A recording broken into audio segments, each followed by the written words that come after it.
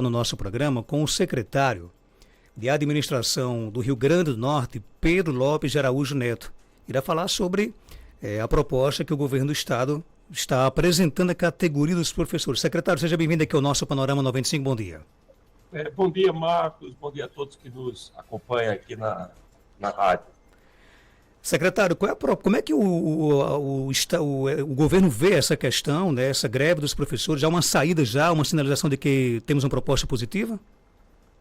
Olha, a gente está, eu posso dizer que no momento ela está em fase de construção. A proposta nós já temos, evidentemente, mas o acordo ele está em fase de construção. E acredito que começa a entrar na reta final. É um acordo difícil, porque apesar do índice não ser um índice tão elevado, nós já conseguimos implementar 2 índices bem maiores, né? Que em 2022 a gente implantou 33% para toda a categoria, e no ano seguinte, em 2023, nós implantamos 14,95%, né? Hoje o tamanho da folha da educação é muito alta, né? O tamanho é muito alto. Então, qualquer ponto para ser ponto percentual nos vencimentos dos professores representa muito dinheiro na folha. Então, assim, a gente conseguiu primeiramente vencer uma questão jurídica, porque por uma decisão do TJ do ano passado, não era possível aplicar o índice do piso do magistério para todos da categoria. Então, vamos dizer assim, até mais ou menos 10 dias atrás, a gente tinha impedimentos dessa natureza. O governo, nesse caso, ele até acompanhou o SINT na defesa da aplicação do piso, do índice do piso, né, como forma de reajuste para todos da categoria. Ele acompanhou o SINT nessa tese. E somente após a decisão do ministro Fachin, lá no Supremo Tribunal Federal, é que a gente pôde, com segurança jurídica, apresentar o índice de 6,27%. Né? E aí é bom também salientar que para a conquista desse índice no Supremo, ele se deu, evidentemente, é uma luta do SINT, mas é uma luta também do governo, porque o governo ele também apostou, né, a defesa desse indicador, e a governadora Fátima Bezerra despachou com o ministro nesse sentido, né, e teve um sucesso. Depois que a gente venceu a parte jurídica, que essa era, digamos, a mais difícil, aí entramos agora na fase da negociação do indicador. Como eu disse, como a folha da educação é muito elevada, qualquer ponto é muito dinheiro na folha. Então, a gente ofereceu a aplicação dos 6,27, mantendo para todos a categoria em 2 parcelas. Né? Uma parcela agora em abril, correspondente ao IPCA do ano passado, 4,83%, e a parcela complementar, que dá 1,44% no mês de dezembro. Secretário, com base nessa proposta que o senhor está falando aí, já há movimento aí da classe, dos professores, de que esse 1,44 em dezembro ele possa ser trazido, né, para o mês de maio. Pelo menos é o que alguns professores já comentam. É possível que os 4,83% e o 1,44% seja alocado dentro desse primeiro semestre? É possível isso? Olha, hoje o SINT vai se reunir, porque assim, a proposta, tudo é uma negociação, né? A gente terminou a reunião na sexta-feira com o SINT e deixamos a mesa aberta, tá? No governo ele não entregou uma proposta e colocou como definitiva e que não tinha, que era aquela ou não tinha mais nada. A mesa está aberta. Então, se a mesa está aberta, é possível haver evolução, tá? É possível haver evolução. Agora, sim, porque a proposta ela envolve vários outros pontos também que são polêmicos, né? Primeiro é o retroativo de 23 e 24, que é um ponto muito forte, talvez foi o ponto mais difícil na negociação, né?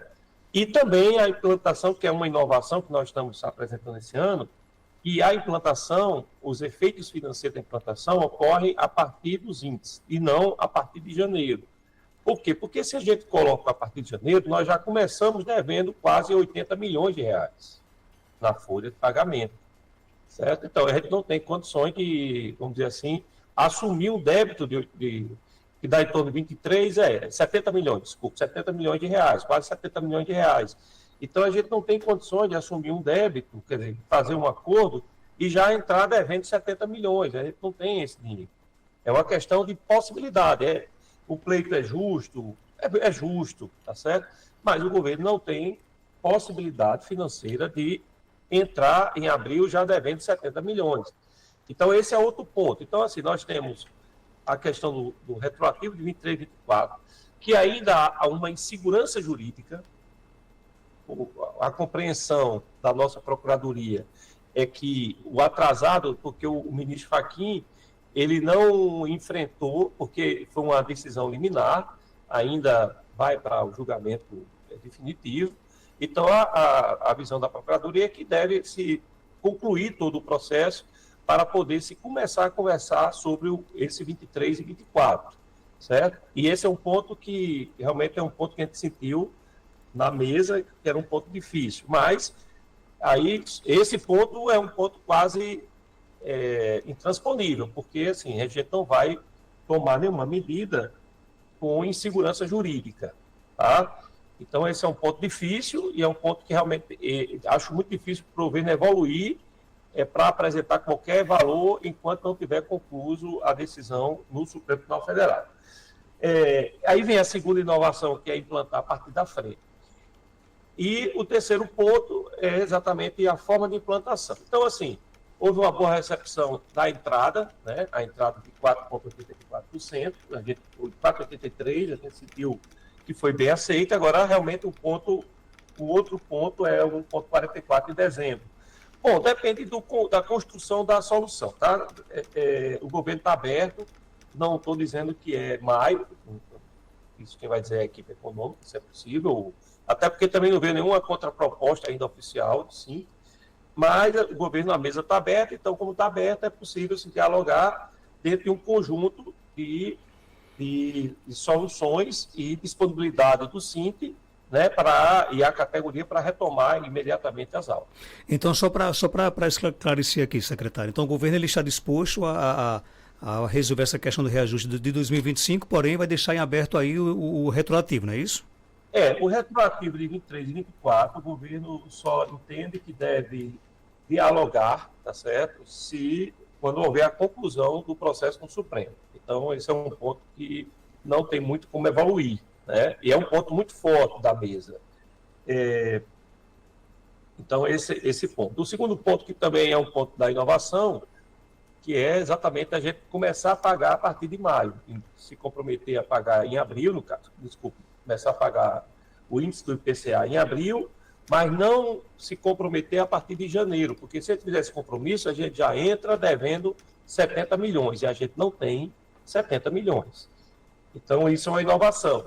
Então, assim, a gente está muito disponível para encontrar a melhor equação. Agora, tem pontos que a gente não tem como evoluir, como esse retroativo de 23 e 24, não tem como a gente também iniciar devendo 70 milhões também, a gente não tem condição financeira para isso, né? Então, o único ponto, acho que eu vejo que a gente pode tentar fazer uma evolução, e aí, claro, de acordo com a contraproposta do SINT e a avaliação da Fazenda, a gente vai buscar a equação, seria nessa parcela final de 1,44. Secretário, outra pauta que o SINT colocou e coloca na mesa de negociação é com relação ao 13º e o terço de férias dos contratados. O governo discute essa pauta de que maneira? Bom, a boa notícia é que o governo vai pagar, tá certo? Nós já definimos isso, já anunciamos ao SINT. O que acontece? A gente vinha pagando os professores temporários. Todos os temporários do governo do Estado recebiam o 13º, recebiam férias, tudo de forma regular, e há muitos anos. Acontece que no ano passado teve um servidor, um profissional temporário que encerrou o contrato, e às vezes a secretaria demora um pouco para pagar a rescisão. E ele, impaciente, foi ao Poder Judiciário. Chegando ao Poder Judiciário, o juiz, né, com muita atenção, viu que na legislação do temporário da educação, especificamente aqui regeu o contrato que ele tinha sido submetido, não tinha a previsão de pagamento de 13º e férias, certo? Porque, assim, o profissional contratado temporário, ele é um mix entre regime jurídico único e CLT. Então, assim, é uma relação muito precária, E o Supremo Tribunal Federal já tinha decidido também, acho que acredito, em 2022, que só poderia se pagar esses direitos constitucionais a esses profissionais se houvesse uma previsão legal, quer dizer, a lei que criou o temporário já estabelecesse que tinha direito a 13º e férias, certo? Ou se no contrato assinado por ele também tivesse isso aí. Então, nem tinha lei e nem tinha no contrato. Então, a partir do momento que nós tomamos conhecimento, houve um equívoco do governo, porque ele vinha pagando sem ter lei e sem ter contrato. Houve um equívoco, né? De boa fé, também a gente compreendendo que era um direito de aplicação direta para o trabalhador temporário, a gente vinha aplicando, inclusive para a educação, que tinha adiantado 40% em julho. Eles tinham até recebido 40% de adiantamento. Aí, o que acontece? Na hora que a gente toma conhecimento dessa ação, dessa decisão do TJ e consulta a Procuradoria confirma exatamente que o Supremo já havia dito, e não podia ser diferente. Então, a gente suspendeu, e aí fizemos algumas tratativas, conversamos com o Ministério Público, e a gente decidiu, assim, politicamente a gente já tinha interesse de pagar, agora estava encontrando o meio.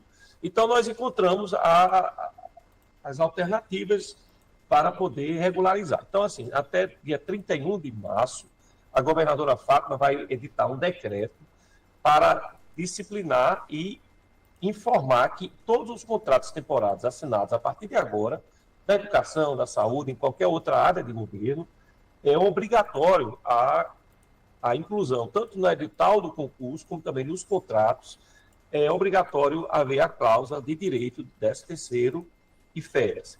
Então, a partir desse decreto, a gente já regulariza para frente, certo? Então, todos os editais e contratos novos já vão vir com essa cláusula, então já regularizaria. Para trás, a Procuradoria, ela, com base nos seus estudos, ela vai estar terminando de expedir um parecer onde vai nos autorizar a pegar todos os contratos vigentes e aditivá-los, certo? Então, são mais de 4.000 contratos. Então, nós vamos começar uma força-tarefa a partir dessa orientação da PGE, que deve estar concluindo até o final de março também. A gente vai pegar todos os contratos temporários vigentes, são cerca de 4.000, e vamos aditivá-los, certo? Fazer aditivos contratuais, são 4.000 aditivos contratuais, para poder permitir a percepção para quem está trabalhando, né? Quem está trabalhando, a gente já permitir a percepção do 13º e das férias, tá? Então, e aí nosso compromisso na mesa de negociação é que até o dia 10 de julho, colocou esse limite, que são 4.000 processos que vão ser aditivados, então a gente vai pagar todos de uma vez. Então a gente trabalha aí para fazer uma força-tarefa, para em 2 meses isso estar regularizado, e no dia 10 de julho a gente fazer o pagamento para esses profissionais. Secretário, obrigado. Relativo ao ano passado, tá? Relativo às férias e o 13º do ano passado.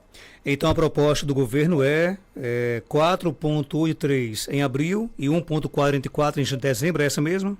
Essa, exatamente. O que nós apresentamos na mesa vai ser apreciado hoje pela manhã pelo sindicato e nós esperamos, assim, que seja acatado, tá certo? Então, a mesa, evidentemente, está aberta e nós deixamos isso com muita transparência. Podemos dialogar mais alguns pontos, sim, podemos dialogar. Agora, temos pontos que são realmente difíceis, não tem como evoluir agora, como eu falei, essa questão do retroativo, e também não temos como entrar já devendo 70 milhões. É um ponto também que não será possível.